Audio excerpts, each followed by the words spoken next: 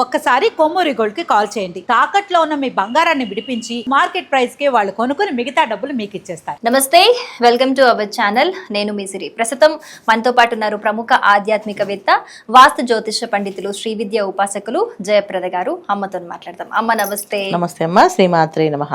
అమ్మ, ఇప్పుడు ఆషాఢ అమావాస్య 12వ తారీఖున వస్తుంది, ఆగస్టు 12. అసలు ఆషాఢ అమావాస్య యొక్క విశేషాలు ఏంటమ్మా? అమావాస్య అంటేనే విశేషం అన్న. ఎందుకంటే మనకి జాతకంలో ఉండే ఏవైతే పితృశాపాలు, పితృదోషాలు అని అనుకుంటామో, ఈ దోషాలు ఎవరికి ఉన్నాయో లేవో జాతకం తెలుసో తెలియకపోయినా అమావాస్య రోజున మాత్రం కొన్ని పనులు చేస్తే ఇలాంటి జాతకంలో ఉండే దోషాల నుంచి బయటపడే అవకాశం ఉంటుంది. సో అందులో ఆషాఢ మాసం అనగానే ఏంటంటే ప్రతి మాసానికి విశేషంగా నక్షత్రాన్ని బట్టి మాసం ఉంటుంది. సో మనకి పౌర్ణమి ఏ నక్షత్రం మీద వస్తుందో ఆ మాసం మనకి లెక్కకి తీసుకుంటాం. ఉత్తరాషాఢ నక్షత్రం మీద పౌర్ణమి వస్తుంది ఆషాఢ మాసంలో. అంటే ఉత్తరాషాఢ నక్షత్రానికి అధిపతి ఎవరు? రవి. రవి మన జాతకంలో ఎవరు అంటే పితృకారకుడు, ఆత్మకారకుడు. అంటే మన జాతకంలో ఒక కెరియర్గా మనం సెటిల్ అవ్వాలన్నా, ఒక మంచి ఉద్యోగంలో నిలబడాలన్నా, ఒక ప్రొఫెషనల్గా మనం నిలబడాలన్నా, లేకపోతే మన ఇంట్లో తల్లిదండ్రులతో మనకి సఖ్యత ఉండాలన్నా, సో మంచి అనుబంధం పెరగాలన్నా, ఇవన్నీ కూడా ఒక రవి భగవాన్ ఒక అనుగ్రహం కావాలనుకుంటాం జాతకంలో. అలా ఉన్నా లేకపోయినా అమావాస్య రోజు కొన్ని పనులు చేస్తే ఆ అనుగ్రహం కలిగే అవకాశం కూడా ఉంటుందన్నమాట. రవి భగవాన్ ఒక అనుగ్రహం కలుగుతుంది. అందుకని ఆషాఢంలో విశేషంగా ఏంటంటే మనకి అన్ని మాసాల కన్నా ఆషాఢ మాసంలో ఎక్కువ దానాలు చేసుకోవడానికి, కార్యక్రమాలు చేయడానికి అవకాశం ఉంది. ఇంకా ఆషాఢ మాసం ప్రారంభం అవగానే తొలి ఏకాదశి వస్తుంది. ఆ రోజు చాలా వరకు లైన్లో నించుని స్వామివారి దర్శనం చేసుకోవడం, ఉపవాస దీక్ష చేయడం. ఆ రోజు చాలా మంది ఉపవాసాలు చేస్తారు. చాలా మామూలు ఏకాదశులు చేయకపోయినా తొలి ఏకాదశి రోజు చేసే వాళ్ళు చాలా మంది ఉంటారు.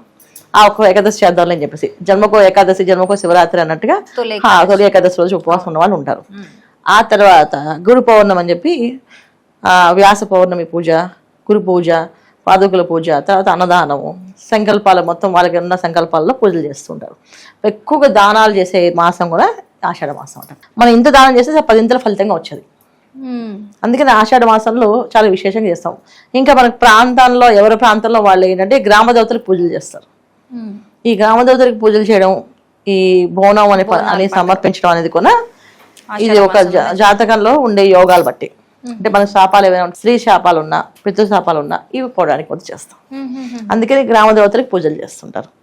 ఇవన్నీ చేయడం వల్ల ఏంటంటే మన కర్మని కాస్త తొలగించుకోవచ్చు. ఇప్పుడు ప్రారంధ కర్మ వేరు, మనం చేసిన కర్మలు కొన్ని ఉంటాయి, మనం తెచ్చుకున్న కర్మలు కొన్ని ఉంటాయి. మనం చేసే కర్మలు అంటే మనం తెలిసి తెలియక చేసిన తప్పుల్ని కర్మల కింద లెక్కేస్తాం. మనం తెచ్చుకునే కర్మలు అంటే మన గత జన్మలో మనం చేసుకున్న ప్రారంధ కర్మ ఏవైతే ఉందో ఆ కర్మకి ఈ జన్మ ఉంటుంది. ఈ జన్మ మనం ఏం చేయాలన్నా ఆ గత జన్మ ప్రారంధమే ఈ జన్మ ఉంటుంది అనమాట.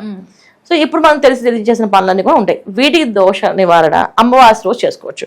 మామూలుగా జనరల్గా ఏంటంటే బ్రాహ్మణులు అయితే శ్రాద్ధ కర్మని, నదీ స్థానాన్ని, పిండ ప్రదానం ఇవన్నీ చేస్తారు. తర్పణాలు, పిండ తర్పణాలు కూడా చేస్తారు, తర్పణాలు కూడా చేస్తారు. ఇప్పుడు మామూలుగా అందరూ చేసుకోవాలనుకుంటే సో ఇవి చేసుకోవాల్సిన విధి విధానాలు ఏంటంటే గోశాల వెళ్ళడం.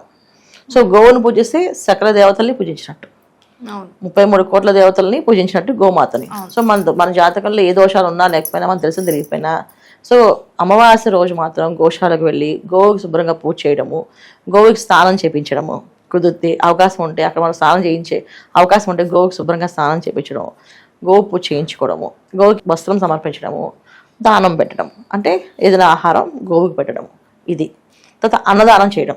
మన ఇంట్లో ఎవరైనా పెద్దవాళ్ళు చనిపోయి ఉంటే వాళ్ళ పేరున ఆ రోజు అన్నదానం చేయడం. నేను స్తోమత బాగా కలిగి ఉన్న వాళ్ళు వస్త్రదానం చేయడం. సో వస్త్రదానం, అన్నదానం, తర్వాత గోసేవ, ఈ 3 విశేషంగా చేయాలి.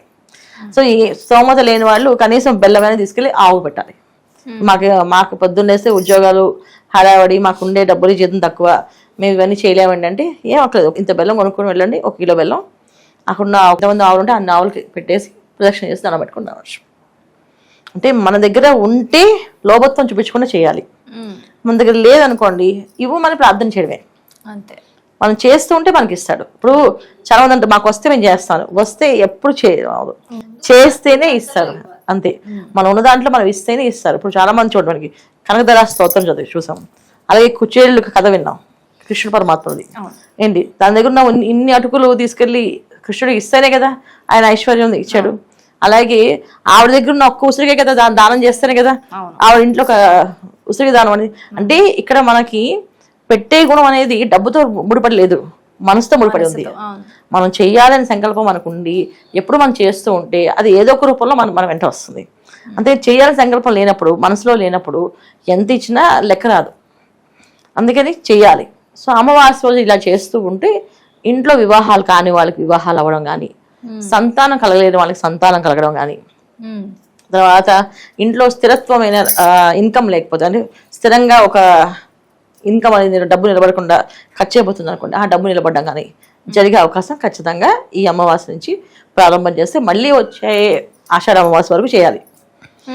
ప్రతి అమావాస్యకి అలా చేసుకుంటూ వెళ్తే వాళ్ళ ఇంట్లో సిరి నిలబడుతుంది, అంటే లక్ష్మి నిలబడుతుంది. సో ధనం నిలబడింది అనుకోండి ఏ పనిని సాధించవచ్చు. ధనం నిలబడలేదు అనుకోండి ఏం చేయలేం కదా. సో ధనం నిలబడాలంటే ఈ అమావాస్య రోజు నిష్ఠగా చేయడం.